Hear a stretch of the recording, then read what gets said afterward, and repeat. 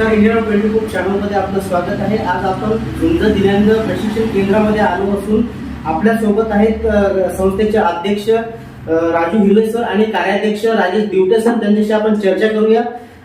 Sir नमस्कार, Indian 24 चॅनलमध्ये आपलं स्वागत आहे. पहिला प्रश्न तुमच्यासाठी असा आहे आमचा की संस्था स्थापन करण्याची जी झुंज दिव्यांग संस्था आहे ही स्थापन करण्याची प्रेरणा तुम्हाला कुठून व कशी भेटली आणि संस्था स्थापन करण्याचा उद्देश काय होता?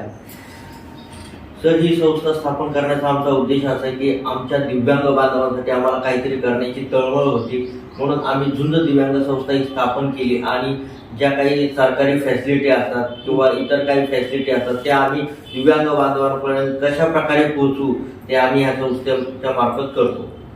दिव्यांग संस्था तुम्ही स्थापन केली, या संस्थेचं पहिलं ऑफिस तुम्ही कुठून स्थापन केलं? या दिव्यांग संस्थेचं पहिलं ऑफिस आमचं सर्वप्रथम माझं मोबाईलचं दुकान आहे. मोबाईल रिपेअरिंग स्वतः मी करतो. माझं दुकान आहे, त्या दुकानामधून मी माझं 10x10चं दुकान आहे, त्या दुकानामध्ये मी ऑफिस चालू केलं. पण तिथं आम्हाला म्हणजे माझे आलेले दिव्यांग बांधव आम्हाला बसाय उठायला त्रास होत होता. मग जागा अपुरी पडत होती आणि माझं तिथून सुरुवात माझी तिथून झाली. म्हणजे त्या ठिकाणी सुरुवात झाली, पण ऑफिसची सुरुवात तुम्ही त्या मोबाईलच्या दुकानापासूनच केली का दुसरीकडे ऑफिस घेतलं? नाही, माझी सुरुवात तिथूनच झाली. तिथून म्हणजे कुठून झाली? निगडीला माझं मोबाईलचं दुकान आहे, त्या दुकानातून सुरुवात झाली. दिव्यांग व्यक्तीसाठी जो प्रश्न पडतात त्यापैकी पहिला प्रश्न तुम्ही कुठला सोडवला दिव्यांग व्यक्तीचा?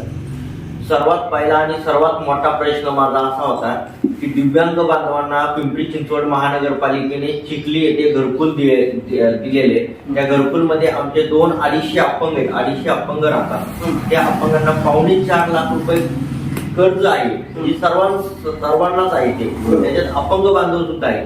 तर आम्ही काही बऱ्याच लोकांकडे गेलो की आमचे काही कर्ज माफ करावे. आज शेतकऱ्यांचे कर्ज तुम्ही माफ करताय, तर आमच्या दिव्यांग बांधवांची पण कर्ज माफ करावे. तर बरेच लोक म्हणले असं होऊ शकत नाही. मग मी ठरवले की आपण ते करूया. म्हणून आम्ही पालिकेला फक्त एक निवेदन दिलं, पालिकेने ते मंजूर केलं आणि प्रत्येक दिव्यांगांच्या अकाउंटला 1-1 लाख रुपये दिले पालिकेने. असे 250 दिव्यांगांच्या अकाउंटला पालिकेने पैसे टाकले. ती माझी सगळ्यात मोठी सुरुवात. खूप चांगलं काम झालं. बरं, दिव्यांग व्यक्तींच्या लग्नासाठीही अडचणी येतात असं आम्हाला जाणवलं, पण तुमच्या आयुष्यात अशा अडचणी आल्यात का आणि येतात का? दिव्यांग व्यक्तीचे लग्न होण्यासाठी काय अडचणी येतात हे तुम्ही सांगतात? तर खूप चांगला आणि खूप छान असा प्रश्न आपण विचारला. कारण आज बघितलं तर आज नॉर्मल लोक सुद्धा शिक्षण डिग्र्या घेऊन बसलेले, त्यांचे सुद्धा लग्न जमत नाही. तर आम्ही तर अपंग आहोत, म्हणजे समाजाचा पाहण्याचा दृष्टिकोन आमच्याकडे खूप वेगळा असतो. त्या पद्धतीने बघायला गेलं तर अपंग म्हणजे खूप म्हणजे अपंगाला हे कमी लागतात लोक. तर समाजामध्ये नातेवाईक असो कुणी असो, लग्न जमवायचं म्हणलं तर लग्न जमल्या जात नाही. नातेवाईक मुली देत नाहीत, मुलं देत नाहीत. तर आम्ही एक असं सुचवलं की आपण आपल्या बांधवांसाठी काहीतरी करूया. म्हणून आम्ही वधूवर परिचय मेळावे सुरुवात केली. वधूवर परिचय मधून जे मेळाव्यातून ज्या जोड्या निष्पन्न होतात त्यांचा आम्ही मग नंतर जोड्या तयार करून आम्ही दरवर्षी 5 दिव्यांगांचे लग्न लावून देतो आणि आतापर्यंत आम्ही 40 अपंगांचे लग्न लावले. याच्यावर मला पुढे सांगता येईल की खरं तर झुंज दिव्यांग संस्था फक्त नुसते लग्न लावून देत नाही, तर लग्नासोबतच त्यांचा जे काही घर संसार असेल ते घर संसार देते. एवढंच नाही तर ते जुडवं जर पिंपरीतून हाती बनले असेल तर ह्या एरियातून काय असेल तर त्याला जे काही मानवमध्ये मदत आहे ती मदत सुद्धा मिळून देण्यासाठी पाठपुरावा करण्याचं काम संस्था करते. आणि ह्या संस्थेच्या माध्यमातून आतापर्यंत 40 दिव्यांगांचे तर आम्ही लग्न लावून दिले. परंतु संस्थेचा असा मानस आहे की भविष्यामध्ये किमान पुढल्या 5 वर्षामध्ये आम्हाला 100 दिव्यांगांचा टप्पा पूर्ण पार करायचा आहे आणि जास्तीत जास्त दिव्यांगांना स्वतःचं घर कसं बसेल यासाठी संस्था प्रयत्नशील आहे. आणि जेवढी मदत जेवढं सहकार्य करता येईल तेवढं संस्था सहकार्य करणार आहे त्यांना. आणि अजूनही वधूवर सूचक मंडळ आम्ही म्हणजे परिचय मेळ स्थापन करून किंवा त्याच्या माध्यमातून जास्तीत जास्त लोकांना कम्युनिटी वाढवणं, वधूवरांना एकत्र आणणं आणि अजून जास्तीत जास्त कसं त्यात आम्हाला वाढ करता येईल यासाठी आम्ही प्रयत्न करणार आहोत. आणि लग्न म्हणजे काही असं सहज आम्ही एकदम लावत नाही, तर त्यासाठी बँड बाजा असेल, त्यांच्या लग्नातले कपडे असेल, फेटे असेल, अगदी नॉर्मल लोकांचं जसं लग्न असतं तशा पद्धतीने धूमधडाक्यात लग्न लावून देण्याचं काम खरं तर संस्था करते. आत्ताच्या काळामध्ये सर्वसाधारण व्यक्तीला मुलगी भेटणं खूप कठीण जातं. तर तुमच्या ज्या दिव्यांग व्यक्तीसाठी मुलगी शोधणं किंवा हे शोधून आणणं आणि ते जमून आणणं हे कार्य तुमच्या संस्थेमार्फत कोण बघतं? हा, तर हा प्रश्न अत्यंत महत्वाचा आहे, कारण मी तर स्वतः संस्थेचा कार्याध्यक्ष आहे. मी फक्त एक टेक्निकली धावपळीच्या सर्व गोष्टी मी पाहतो, परंतु दिव्यांग बांधवांच्या खरं तर हा खूपच सुंदर प्रश्न आहे. आमच्या संस्थेच्या ज्या महिला अध्यक्ष आहेत नूतनताई रोमारे, त्या पूर्ण ज्या मुलींचं काम आहे, मुलींच्या घरी जाणं, त्यांच्या पालकांना भेटणं, जी काही नवरी मुलगी असते त्याच्या घरी जाऊन हे सगळं मिळवणं, त्यात आमच्या संस्थेचे अध्यक्ष म्हणजे राजू हिरवे, ते स्वतः जे काही दिव्यांग बांधव आहेत त्यांच्याशी संपर्क साधणं किंवा जे दिव्यांग बांधवांचे लग्न झाले नाहीत अशांना भेटणं, की त्यांचे काही आडे प्रश्न सोडून घेणं आणि मग त्यांची कशी जोड लावून देता येईल, त्यांचे कसं जोडवता येईल एकमेकाला, त्यांचे मन कसे एकत्र करता येतील आणि मग अशा जोड्या मिळवणं, अशा जोड्या शोधल्या की त्याच्यानंतर त्या जोड्यांना एकत्रित करणं आणि मग असा एखादा दिवस एखादा चांगला मुहूर्त शोधायचा. मुहूर्त बी काही आम्ही काही कोणी ब्राह्मणाकडे जाऊन बघत नाही.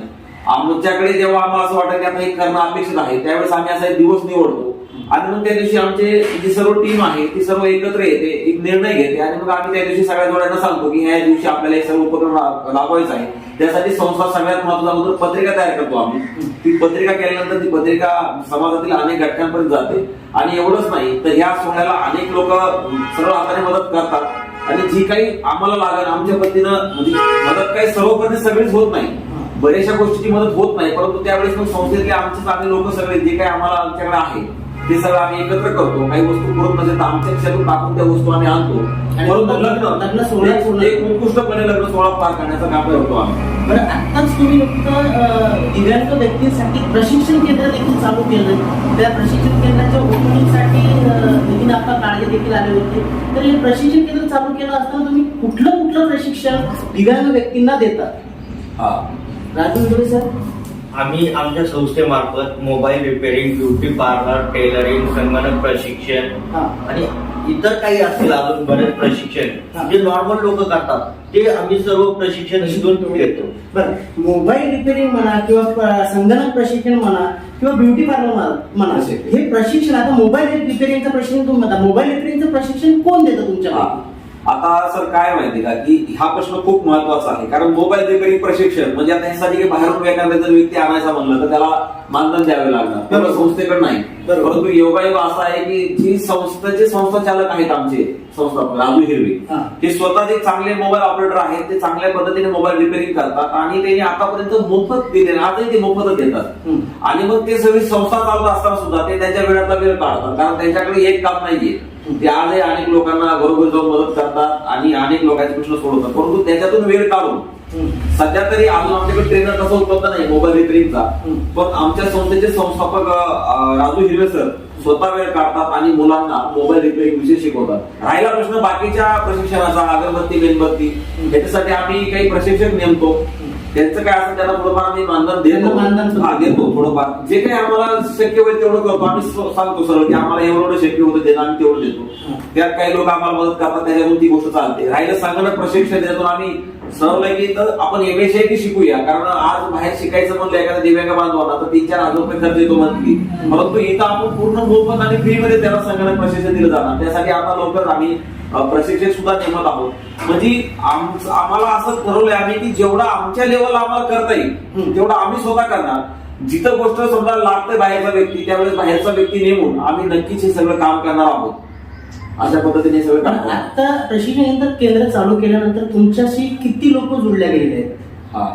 तर आता तर नाव नोंदणी सुरू झालेली आहे, म्हणजे आमच्या अध्यक्षांकडे ती नाव नोंदणी येत आहे सारखी. जवळपास चालू प्रशिक्षण असेल किंवा संयोजक असेल याचे वेगवेगळ्या बॅचेस तयार करतोय आणि मला असं वाटतंय यापेक्षा सर खूप चांगल्या पद्धतीने तुम्हाला सांगतील की कारण सरांकडे डिपार्टमेंट आहे. सर, आतापर्यंत आम्ही ऑल महाराष्ट्रामध्ये 2000 दिव्यांगांना प्रशिक्षण दिले आणि आता ऑफलाईन मध्ये 250 लोकांचा टप्पा क्रॉस केलाय आणि आता तर आपण स्वतःच प्रशिक्षण केंद्र चालू केलेलं आहे संस्थेचं. तर आता इथं आतापर्यंत सरांनी आता सांगितलं 10 लोकांची नाव नोंदणी झाली, तर आजपर्यंत आमच्याकडे 25 ते 30 लोकांची नाव नोंदणी सुरू झालेली आहे. दिव्यांग प्रशिक्षण केंद्र चालू करणे हे सहजासहजी सोपे नाही. तुम्हाला प्रशिक्षण केंद्राच्या संस्था चालवत असताना काही अडचणी येतात का किंवा आल्यात का? भरपूर काही अडचणी येतात. तर हे प्रशिक्षण केंद्र आम्ही असं चालवतो की उदाहरणार्थ एक जीटीटी फाउंडेशन म्हणून एक संस्था आहे पुण्यातली, स्पार्क मिंडा म्हणून आहे. हे ट्रेनिंग सेंटर म्हणजे ह्यांचे ट्रेनिंग सेंटर वगैरे आहे, ते ट्रेनिंग आपल्याला देतात आणि ते आपण म्हणजे पूर्णपणे आपल्या दिव्यांग बांधवांना फ्री मध्ये देतो. त्यांच्याकडनं एकही रुपया कुठलाही घेत नाही. पूर्ण त्यांचं येणं ट्रेनिंग देणं फ्री मध्ये, त्यांना प्रमाणपत्र देणं आणि त्याच्यानंतर ट्रेनिंग दिल्यानंतर 1 वर्ष आपली संस्था त्यांच्या टच मध्ये राहते की तुम्ही ट्रेनिंग घेतल्यानंतर काय करताय आणि तुम्हाला दुकान करून देता की होतो का नाही, तुम्ही दुकान टाकलं काय, तुम्हाला काय मदत पाहिजे आणि आमच्याकडनं होईल तेवढी शक्य आम्ही मदत करतो त्यांना. आता तुम्ही ही संस्था व प्रशिक्षण केंद्र चालू केलंय, ते चालू करण्यामागचे ध्येय व धोरण काय होतं तुमचं? नाही, ध्येय व धोरण म्हणजे हेच होतं की आज अनेक दिव्यांग बांधव असे आहेत की त्यांच्या हाताला काम नाहीये, बरं त्यांना कोणी नोकरीला घेत नाही.